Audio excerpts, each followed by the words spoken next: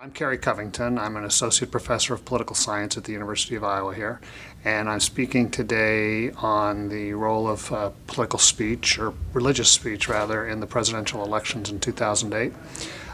It's part of the Finding Out at Iowa series, which is a program of the Geneva Campus Ministry.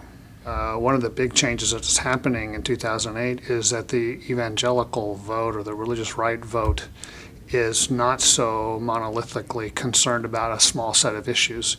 Particularly along generational lines, you find younger conservative Christians who are voicing a deep concern about issues like AIDS, issues like poverty, global warming.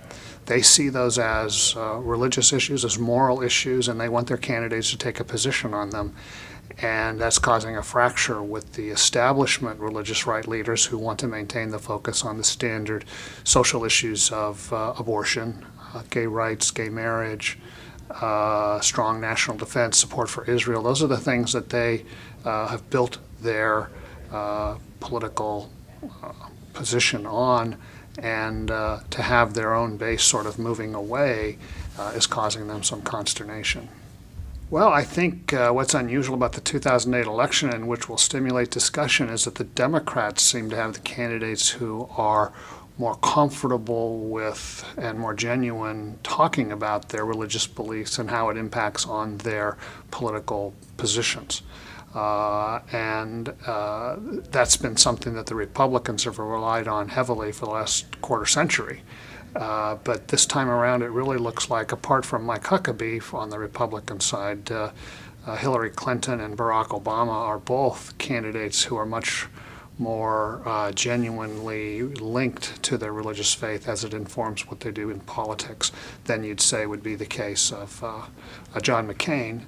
And Mitt Romney, being a Mormon, is sort of out of the mainstream for the Republican Party anyway. So I think how the Republicans deal with that will be one of the things we'll talk about.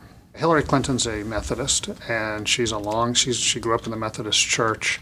One of her, as Obama, both of them were deeply affected by ministers. Obama's minister was important to him as an adult, not as a youth.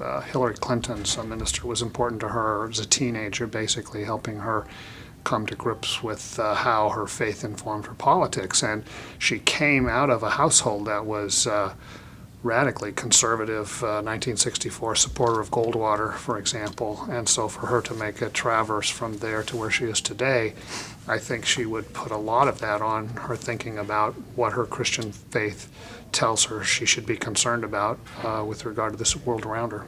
I think what it comes down to is, in the end, is do they share your values as they relate to the political questions at hand? How does this person's faith or lack of faith translate into political beliefs and values and character and integrity? And that's what you're looking for in your candidates. And I think if voters found someone like that, then they would vote for them.